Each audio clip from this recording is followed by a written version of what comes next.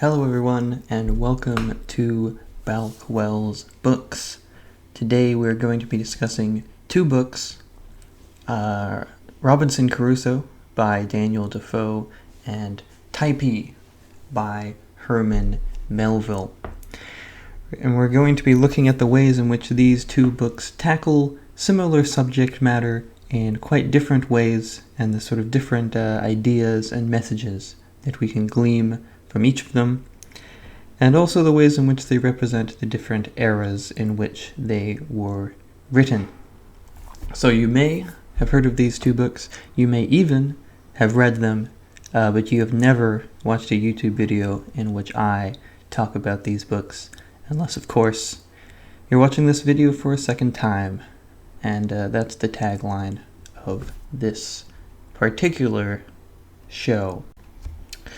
We will begin with Robinson Crusoe by Daniel Defoe being the earlier and the sort of more popular and more renowned novel of the two.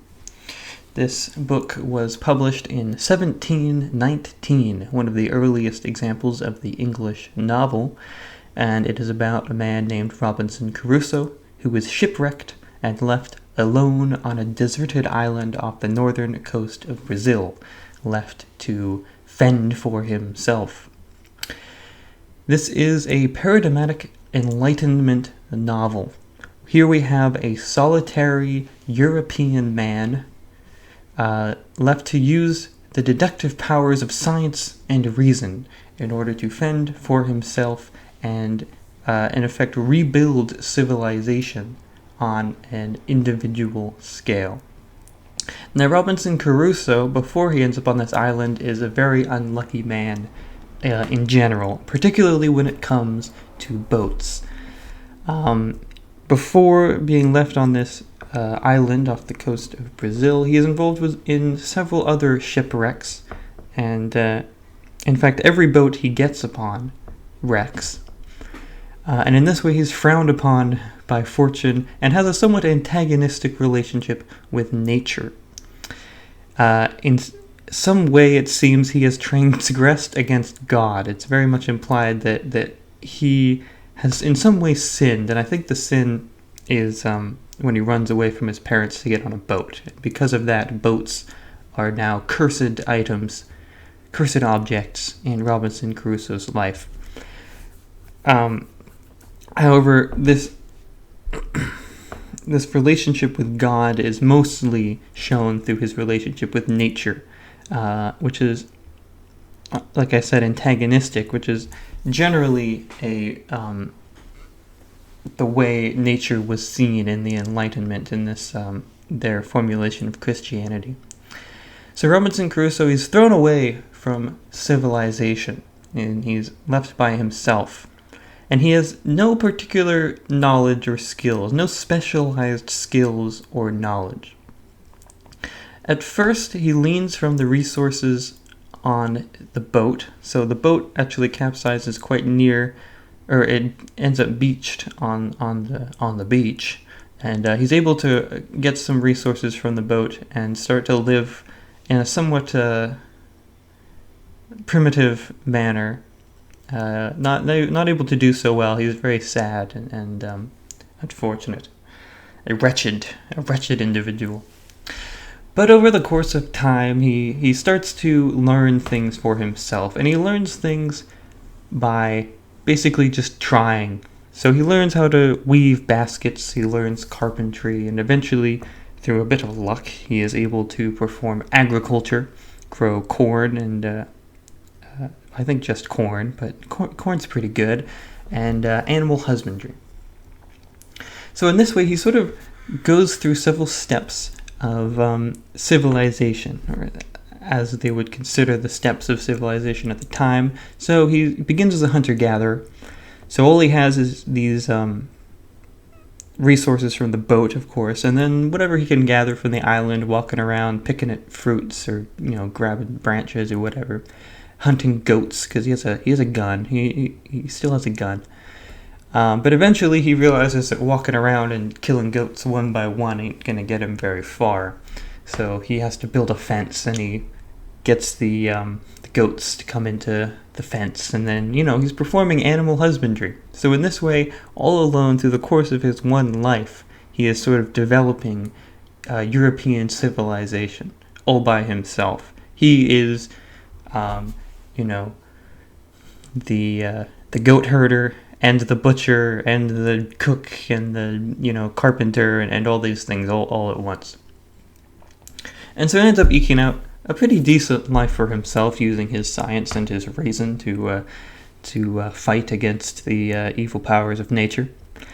But there are other evil powers that he has to reckon with, that he comes across, and these are the indigenous people. So the island itself is deserted, but it is not too far from the coast. You can't take a boat over to the coast because of the currents. But the people from the coast can get to him.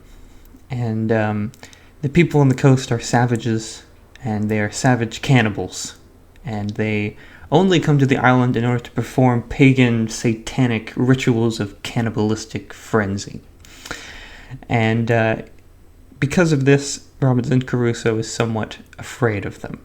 And there's many more of them than there are of him.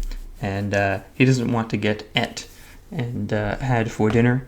So he hides from them for a while.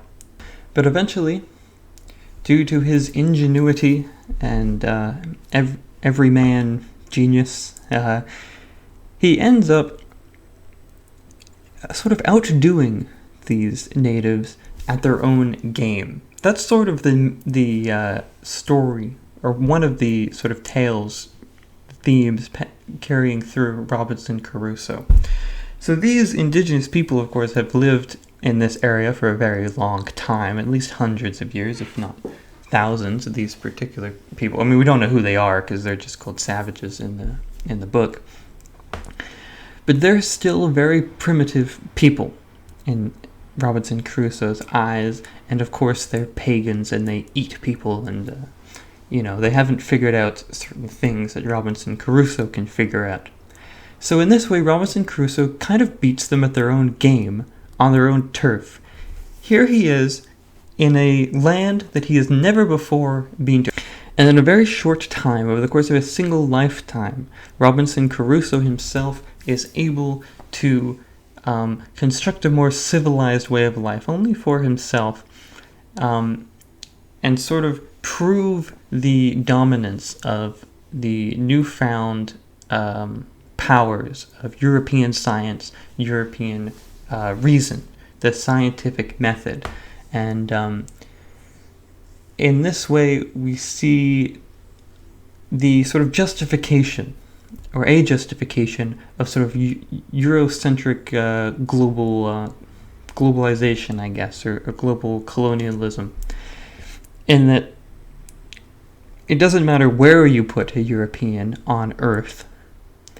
These powers, this power of science, is able to allow him to succeed and even thrive in a way that all these other people who have been there for quite a long time, with all of them together, aren't able to do.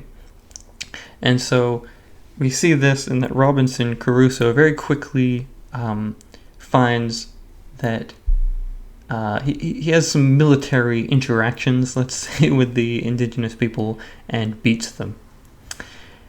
And through this, he ends up saving a man that they were planning to eat. And we don't know why. I guess he was part of a warring tribe or such forth.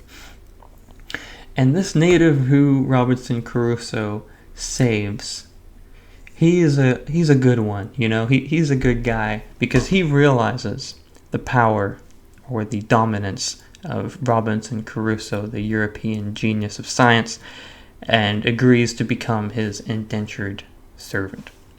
And that is an example of, or Friday, as he is named by Robinson Crusoe because he found him on a Friday.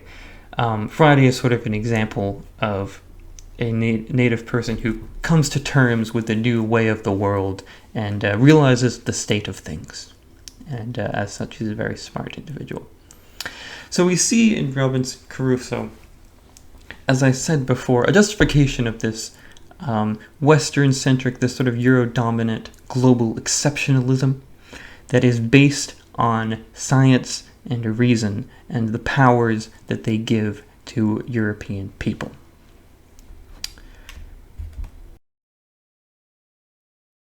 And so with that in mind, let us look at Typee by Herman Melville, which was published about 130 years later in 1846. This story is based on Herman Melville's own experiences in Polynesia. I forget which particular island he is on at the time, but it's a Polynesian island. And yes, these are based on his experiences there. Honk, honk, honk. So the story begins. The narrator is on a boat, of course, because that's how you get to Polynesia, is you get on a boat. And the captain on this boat is a tyrannical man. He's not a very good guy, and the narrator finds that he does not have the requisite liberty that he requires as a dignified human being, and decides to abandon the ship on this island and hide away in the jungle to await, basically wait for that ship to leave and then another ship to come, and then gonna come out of the jungle and say, "Hey, I need a ship." Boop boop doop. He's looking for a new life. Basically, this life on this ship is not really what he wants, and so he's going to abandon it and look for something new.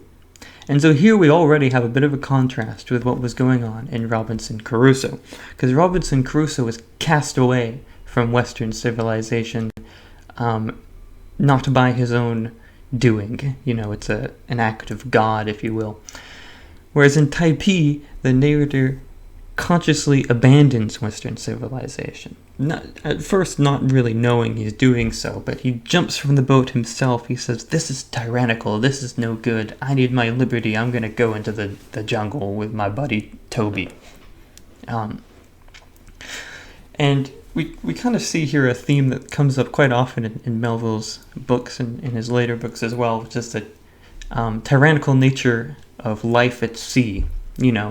When you're on a boat in the middle of the ocean, there's no escape from the oppression that you face under the sort of despotic captain, and therefore there's no chance at liberty, which is a very important idea for Herman Melville, being an American man.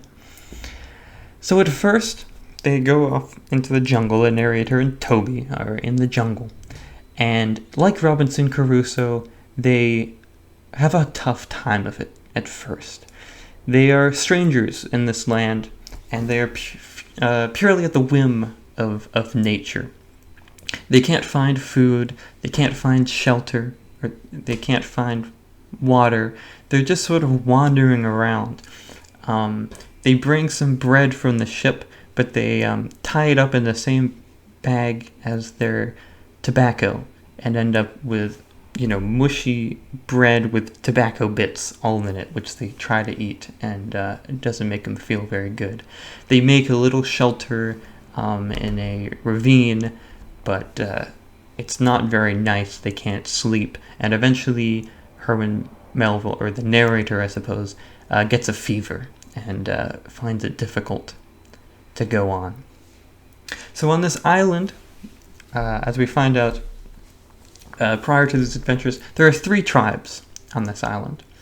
2 of these tribes are friendly. They do trade with Europeans. They hang out. They do whatever. They're good guys. But there's one tribe that is not very good. An evil, savage, cannibalistic tribe named the Typee. And these Typee have very little interaction with the Western powers, particularly the French that show up on the island. And even the other 2 tribes are afraid of the Typee because they're cannibals. All 3 of the tribes are depicted as cannibals, but Typee are more cannibalistic than the rest, and they're evil, and they're violent, and they're terrible. And so when the narrator gets sick and they're in trouble, he realizes, him and Toby, they realize that they can't survive out here on their own. They decide to go down to the plains where the indigenous people live and seek help. So here we already have a different relationship than Robinson Crusoe, where they're heading to the natives themselves for help. And they have a 2/3 chance of finding a friendly tribe and a 1/3 chance of finding the Typee. And so they take their chances and, of course, end up in the village, or a village, of the Typee.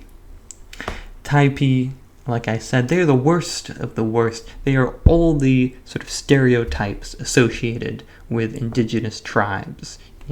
All the violence and the savagery and the paganism and the cannibalism. But what the narrator finds in this Typee village is not quite what he expects. And in fact, once he gets over his fear at first that they're going to eat him, and these strange people with their tattoos all over their faces and bodies, and their strange ways, he ends up finding that their way of life actually compares somewhat favorably with that he knew on the ship, and also that he knew back home in the US. And in fact, it's almost a sort of paradise or Eden here. There's no private property within among the Typee. Everything is shared. Property is shared, and labor is shared. So when something needs to be done, say a new house needs to be built, everyone gets together and they build it, and that's the end of it. Then it's built. However, there's not much labor to be done aside from this. While the Western people face the sort of the curse of original sin, that one must toil for the fruits of the ground, these people seem to not have such a curse. Their food falls from the trees.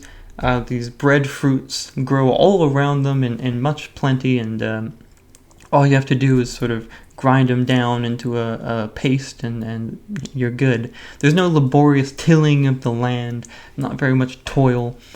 For the most part, the people of the tribe seem to spend their days sort of lazing around, swimming in the pond and sort of basking in the sun. And particularly Melville, who is sick and has some sort of injury to his leg and can't participate in some of the other activities that the men of the tribe have to do, ends up just frolicking around with beautiful women much of the time and swimming around, living almost in sort of a harmony with nature. If you need shade, you go to the shade. If you need food, you grab it off of the tree. If you want to swim, you go into the pond, and everything is sort of there laid out for you. And so he starts to think that maybe this primitive way of life is not unenlightened. Perhaps this enlightenment that went on in Europe was a mistake. Perhaps this industrial scientific life is actually injurious to the happiness of man. And in this way, we start to see Melville come into his own as a sort of romantic writer. And so the Romantic era of the 19th century exists explicitly in rebellion against the Enlightenment era that we saw in Robinson Crusoe. So in Robinson Crusoe, technology, science, industry are seen as a sort of progressive and liberating force for man that allows him to dominate the world. However, in Melville's time, it's starting to seem like that might be a bit of a sham, and the unadulterated goodness of science and industry is being questioned. And the reason for this is the sort of decreased liberty of the common people, sort of destitution of the common man. their constant toil in factories and things like this, all the coal smoke floating in the air. And, these romantics start to think that maybe we should be one with nature, stop cutting down all the trees and start, living among them or such sort of things. And so Melville's asking the question, is the way of life, this capitalist and industrial way of life, truly the best and most enlightened? And is it really the best for encouraging liberty, which is the sort of primary principle on which America is built? And he starts to think, perhaps it is not. Perhaps, in fact, there is much that we can learn from these Polynesian islanders. Things to do with cooperation instead of competition. And perhaps we can learn from the sort of relative innocence of these people. And this innocence brings us to something that Robinson Crusoe and Typee kind of share, which is a misguided conception of these indigenous people.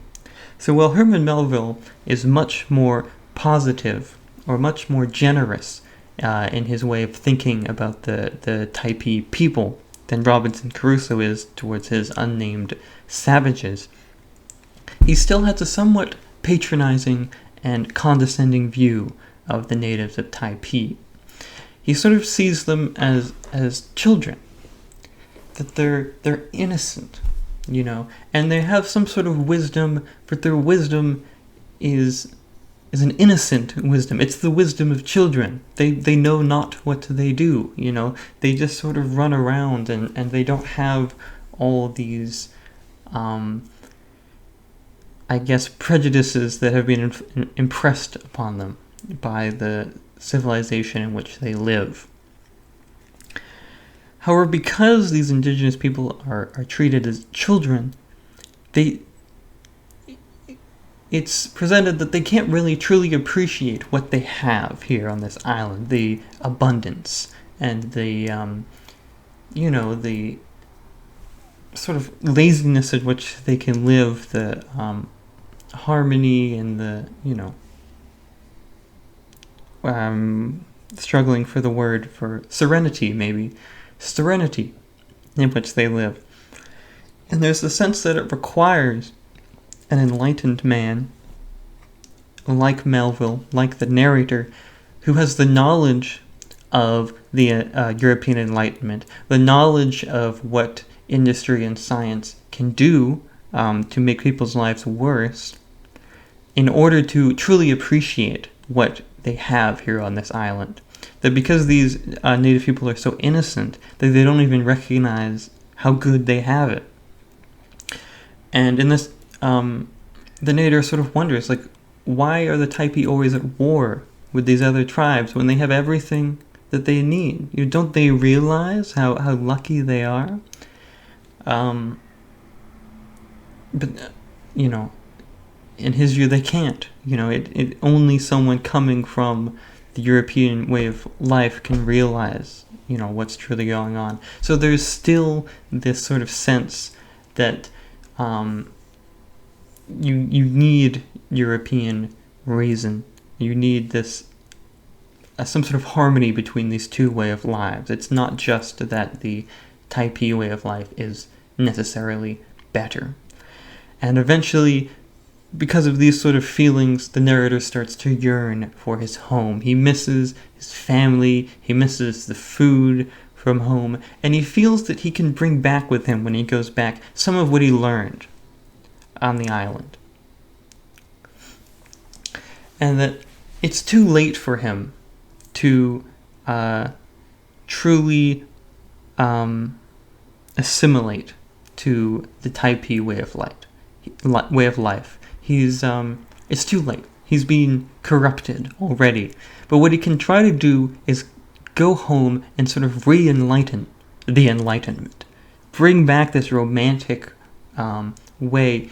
Bring with him this cooperation and harmony that he learned about on the island, and bring it back to European civilization.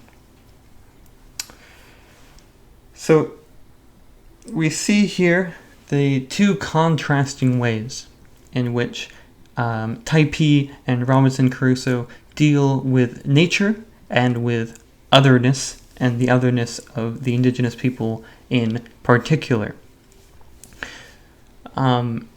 And these ways are sort of characteristic of the times, like I mentioned, the Enlightenment way of looking at things and the Romantic way of looking at things, and in part a difference between the European frame of view and the American. You know, the European this is a different America than we know now, but the sort of European domination of the world, their sort of colonization, and then this American liberty. You know, America at the time was the most romantic of nations. You know, every man is free and all this sort of thing.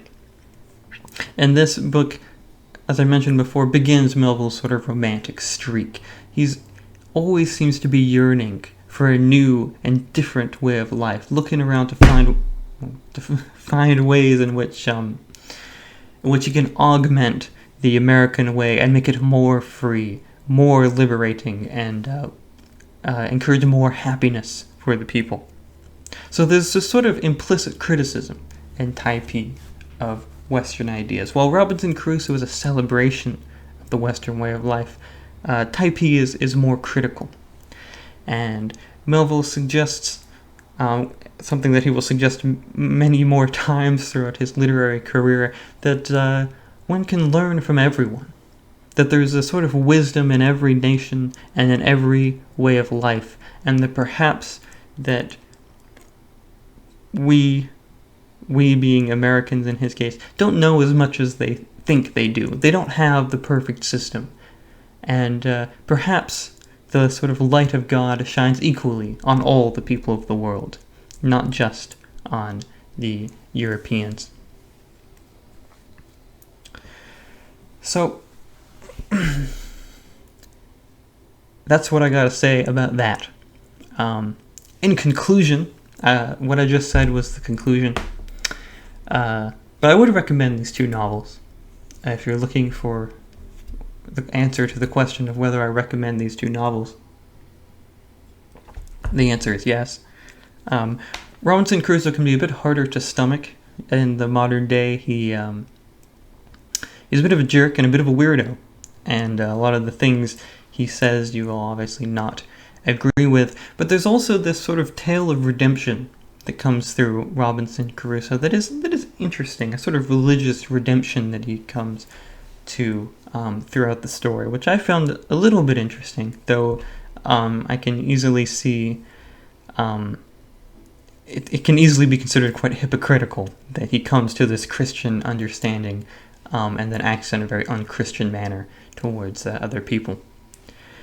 And Typee is also just a great story, great sort of adventure at the beginning, and then you sort of see Melville come into his own. You see a lot of the themes start to develop that will come through in his later books, and also you learn a bit from a somewhat maybe questionable source, but you learn a lot about this unfamiliar way of life, the life of these Polynesian islanders.